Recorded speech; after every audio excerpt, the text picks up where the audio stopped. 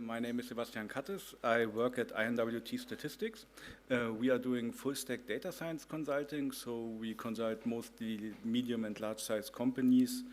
We do everything from data strategy consulting to running data backends or part of data backends of data products for different companies.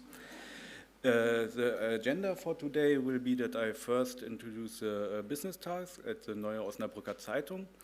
The project that I'm presenting today originated from a different project we had with a larger organization of newspapers.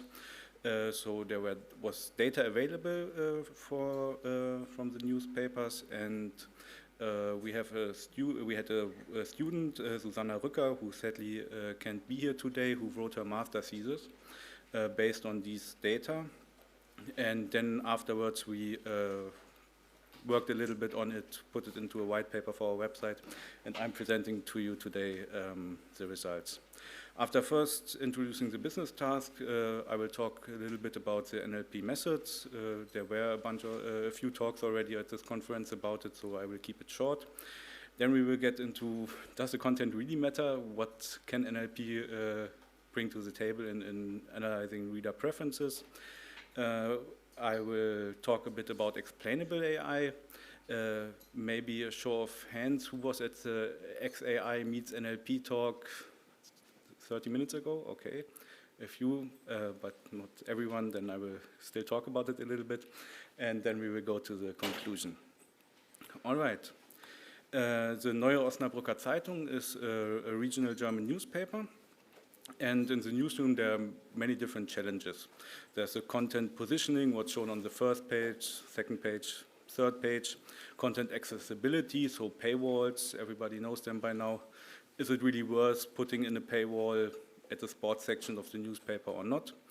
Profitability, of course, is it running profitable, our newspaper, and the content curation, what's actually shown to the readers, because the content is, of course, the most important part of the newspaper.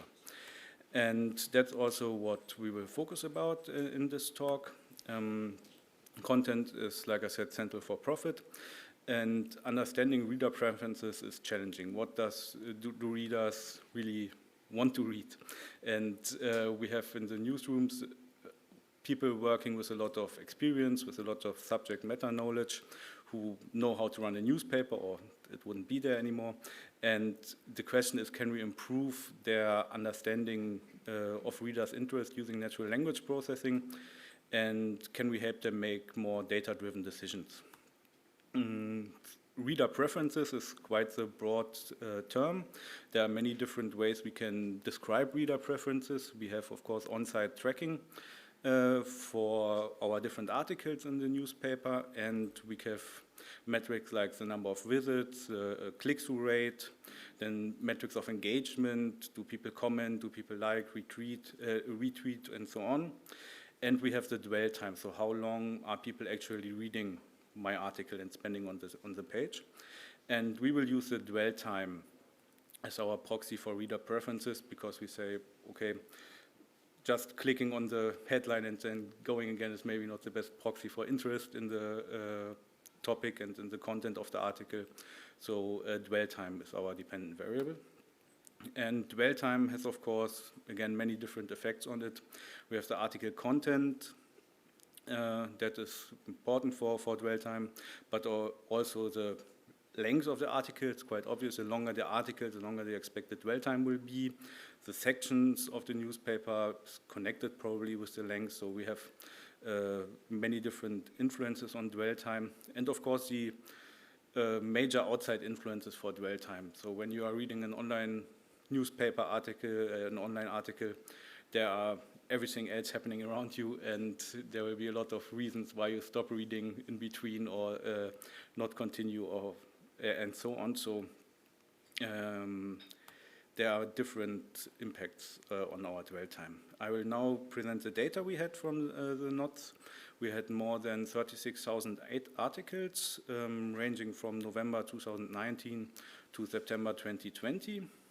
More than 12 different sections in the newspaper.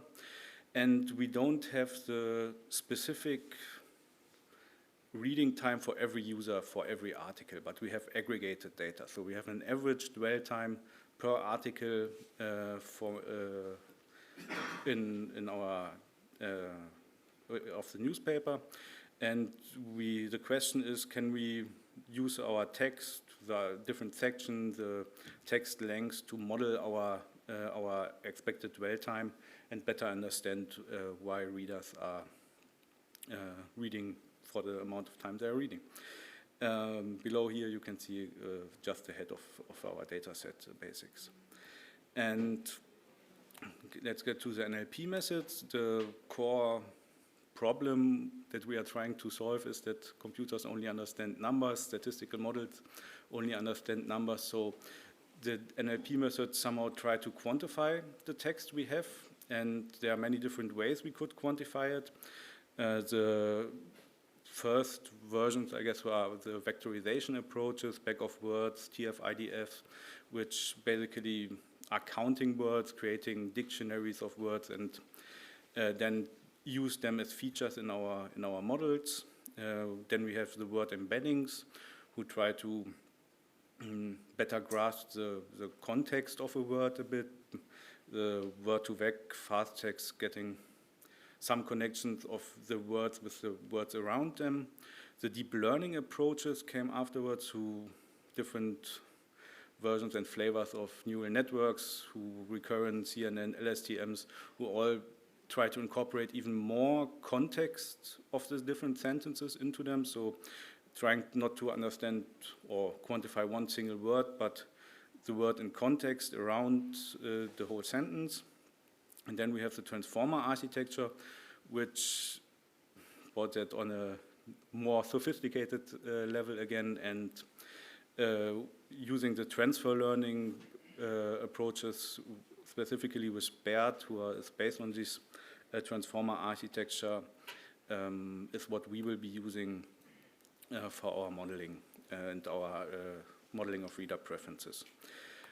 Transfer learning leverages the amount of work and resources that other companies already use to train the natural language models. Here I got a screenshot from Jay Alamer from his blog article, The Illustrated Transformer. If you haven't read that article yet, I can highly recommend it. He does great articles with animations, and he also made a video about his article. So he does great work explaining the whole transformer architecture. And the idea is that we have large amount of text data, and we estimate our model on semi-supervised learning step here. For example, predicting the next word in a sentence. And using these pre-trained models, we can then save them, and they graciously provide them for us to use. And then in the second step, use this pre-trained model as a basis for our supervised training tasks. So here, in his example, it's a classification of spam versus not spam. For our task, we will use the, of course, the dwell time, so a metric variable as our dependent variable. And so use the basic pre-trained BERT model, add layers on top of it to get to our specific task, and then drastically cut down on training time and leverage the amount of work that was already put in by training the data on a large corpus. Here again, I have a short table about the different methods I just talked about. And in general, we can see that the more sophisticated the methods, the higher resource requirement we have, but the better the predictive performance gets. But the interpretability suffers enormously as soon as we go away from the simple back of words models interpreting why we got specific predictions gets quite hard. And let's see what we can do and what if the content really mattered for our task, for our dwell time. And here again we have the setup. We have our article text, the length, the section, and we want to estimate some machine learning model to understand our average dwell time. And we have to manage our expectations a bit. We are trying to model human behavior, so we will not get 99.9% accuracy like when we classify some MNIST data or something. We have aggregated data per article, so when we can explain maybe 50–60% of the total variance in our data set, that will already be a good result for human behavior. Like I explained, there are a lot of outside influences that we just will not be able to account for with the statistical model. Like I said, we will use a pre-trained German BERT model, add some additional layers for fine-tuning on top of this, linear, some dropout layers, ReLU layers, and have a standard train eval test data split, trains for a day on a GPU on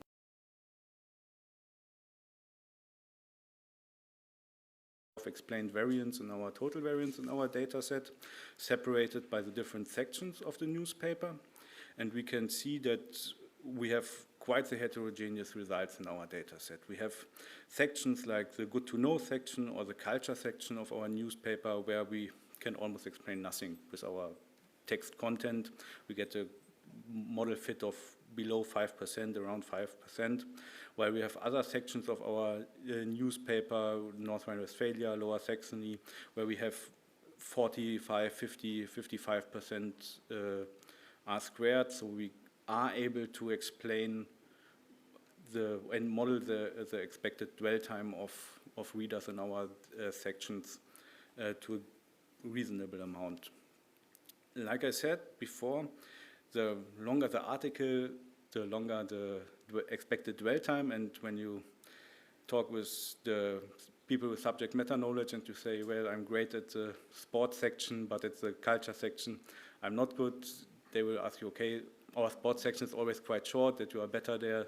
It's not surprisingly, was that whole BERT model even worth it? I could told you that you are, how long the people are reading my sports sections without the work. So the question is, can we account for that somehow specifically and isolate the effect and the contribution of our text content on our expected dwell time?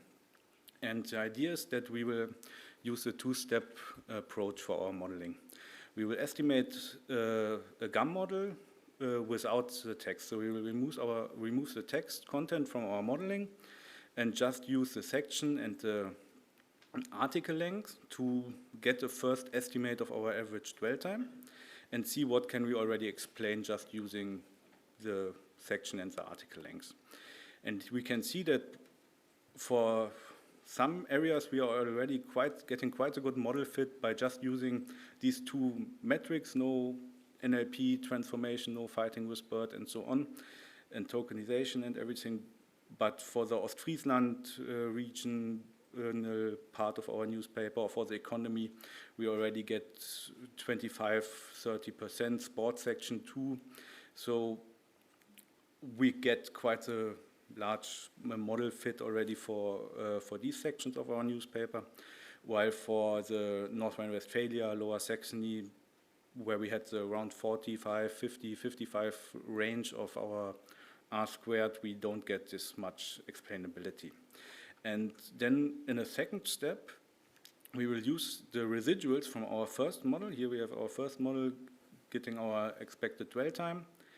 And we will then use these residuals in our BERT model. So we take the text, we take our BERT model, what I talked about, the pre-trained and so on, and then see what we can, what's the isolated effect of our text data. And here we can see that for the different sections of our newspaper, the text contents matters to a different degree. For example, in the North Rhine-Westphalia, we can see more than half of our explained variance actually comes from the text content, while in the economy section, at least with the model we are using here, we couldn't really identify a contribution from the text content of the articles. Same goes for sport, like a large amount of our explained variance simply comes from the different sections and the different lengths of the articles for modeling our expected dwell time. And let's get to the explainable AI part, because it's really important to know what your model actually learned. There are great methods out there.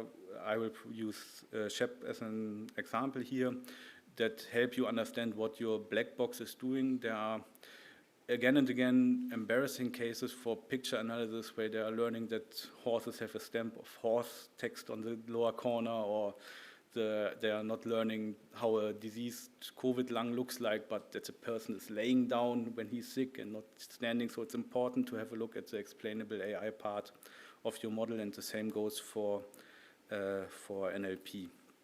And we will enlighten the black box using the Shapley values approach. Shapley values have their foundation in game theory, so it has a theoretical foundation. It's a model agnostic method, so it can be applied for NLP, it can be applied for image recognition, for standard regression. It identifies the contribution of specific input values on the created prediction. So as long as you have a model with a predict function and inputs, you can apply and use these Shapley values to better understand what your model has learned and what are the different contributions the variables have for the model. Here you can see 2 examples from their GitHub package. And you can see the black box where we have our output of our prediction with 0.4. And you have the different input variables here, age, sex, BP, BMI. Some base rate of 0.1, and using the Shapley values approach, we can see, okay, from our total prediction 0.4, our age had a plus 0.4 contribution to that value, but the female part had a minus 0.3, BP 180 has plus 1, and so on. So the total predicted value is decomposed into the different inputs we had.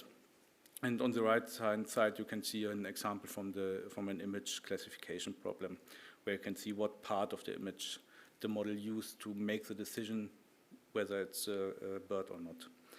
And for our approach, we had the 2 steps. We have our GAM model, which is already easily interpretable. We have parameter that we can read off. We have splines to interpret and so on. So that's not a case where BERT is really necessary because we can directly interpret, BERT where SHAP is really necessary because we can directly interpret it. Here, for example, I have an article which had an average dwell time of 135 seconds. The GAM model predicted 178, so we overestimated our dwell time for this article, have our residual of minus 43. And then adding our black box BERT on top of it, BERT gives us a prediction of minus 35, so we are getting much closer to the true predicted, to the true observed dwell time. And the question is why? What part of the article was important? What contributed to a longer dwell time? What contributed to a shorter dwell time? And using the SHAP package and some fiddling around until the code works and getting everything wrapped up in the Shapley package, we get our article text, and we can see the red areas are text that is associated with an increased dwell time. So that is text that increases our expected dwell time according to our model, while the blue text is text that reduces our expected dwell time. And we can see that the blue part is in the majority. We can see the values above that in the end gives us our minus 35 prediction for our value. And we can see that the company's history, it's a German text now, but that is not really contributing to an increase in our dwell time on this article, while that the company is also training people, and they are training people from different areas of expertise, and they give everyone a chance, and for 100 years they are great for their employees, and so on and so on. That's context that our model learned increases the dwell time, and the people want to read and made them stay at our newspaper and increase their expected dwell time. So as a conclusion, we can say that yes, NLP definitely adds a benefit to our classical approach. We can isolate the effects of our text and use Shapley values to identify what part of the text contributed to staying longer or shorter in our text, in our article. We saw that the benefit of text content varied greatly between different sections. So we had sections in our newspaper where the text length and the section itself already explained most of what our model was able to learn. And the methods I've shown here are all general. So if we had more fine-grained user data or different tasks, like is the paywall worth it or not, we can apply these methods to better understand that and improve our predictive modeling. Special thanks goes to Susanna Rücker, who was the student who wrote the master thesis about that topic. She's now doing her PhD here in Berlin at the Humboldt University. Professor Dr. Udo Hahn, who was her professor at the Friedrich Schiller University of Jena, where she studied, and Steffen Wagner, who is our lead data scientist at INWT, who also supported her master thesis. All right, thank you for the attention.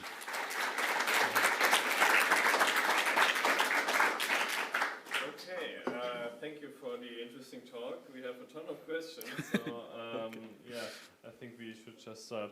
The best question is, how did you overcome the token input length of BERT?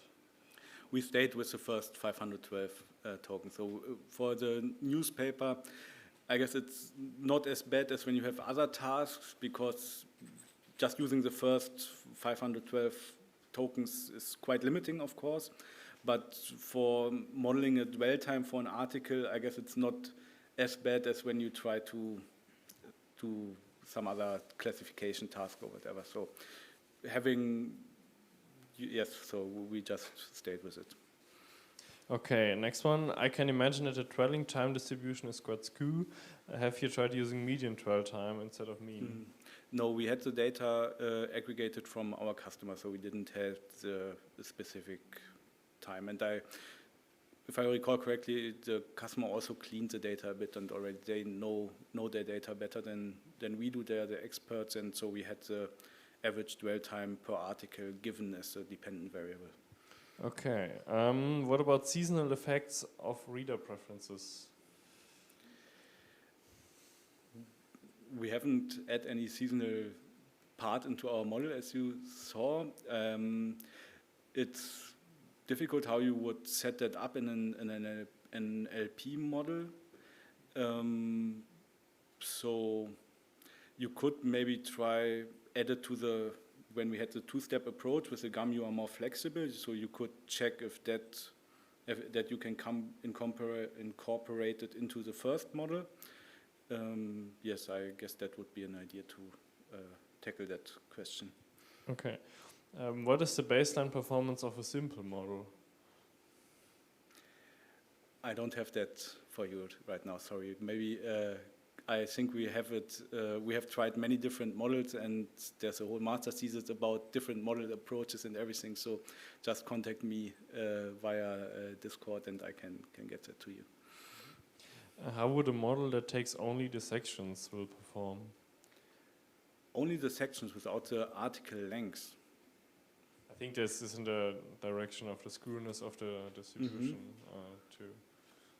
I don't know.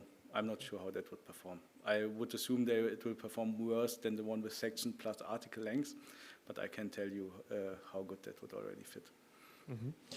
What is your opinion about using average dwell time on the impact on the quality and the variety of the content?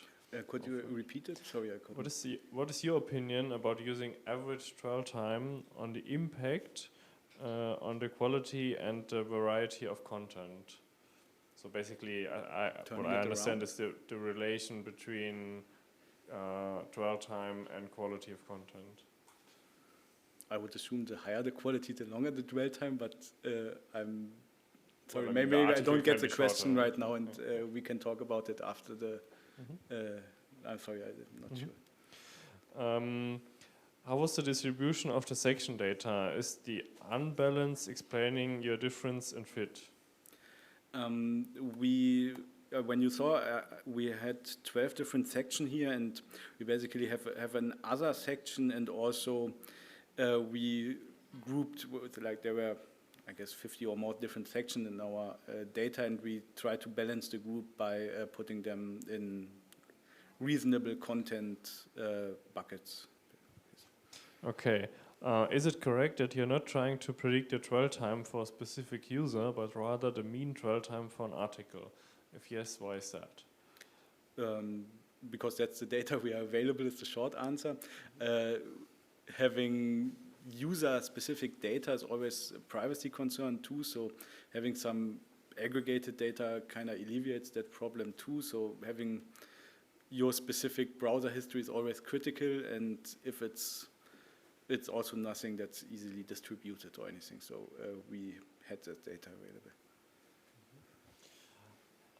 Have you tried modeling your user base to identify groups of similarity behave people? I think that's already answered. We didn't have the user base. Have you tried using embeddings for simpler or linear models? Yes, there were. We have tried different models. We also had for the explainable AI part with SHAP wasn't easy to get working, and we also tried using word-to-vec embeddings plus an XGBoost model to then use Shapley values and map it back onto the words. It's not, because we have the vector representation of the embedding, and the Shapley values get us a contribution basically of the 512 or whatever embedding dimensions. Calculating it all back on a per word level is quite difficult. So we tried different things out, but what I'm presenting you here had the best results. Okay, next one. Why did the client choose average dwell time as the target? I can't answer that question, sorry. No. Do you think it was a good shot? I think it's okay, and having an average is a reasonable assumption for modeling. Yes, the median is more robust, but they are they are the expert of their data. They know what they are doing. They are doing it for many years, so at least I assume that was the good choice, and I trust in that. And yes. Man, a lot of questions. Yeah, great that you're also interested in that talk. Maybe we have 2 minutes, right? 2 minutes. All right. Have different sections significant different length that can influence the results for correlation? That's a good one. Yeah. Yes, different sections have different lengths, so that's why we did the length model in front of it. Maybe I didn't understand the question correctly, but I guess I believe is basically are you fitting with your dwell time basically the length of the article? That's what I understand from the question. You know, like is your model effectively counting words instead of predicting the dwell time?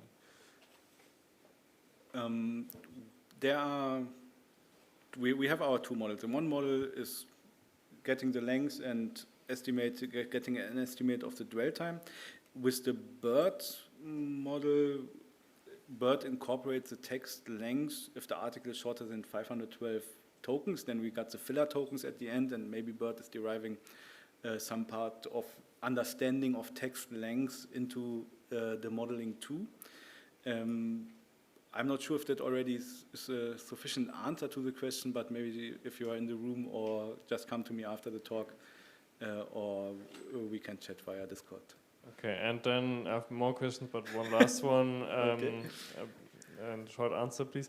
How has your model been applied? Who received the predictions? What was the added value to the newspaper? The model is not yet in production at the newspaper. Like I said, we had the master thesis, and we have now advanced and I guess changed it a bit and added more content to it. But it's not yet in production at the newspaper. So it's more of a proof of concept, what can be done and what can we do and learn using these methods. Okay, thanks for the talk. Thanks for taking the time for all the questions, and give it up for Sebastian. You're welcome. Thank you.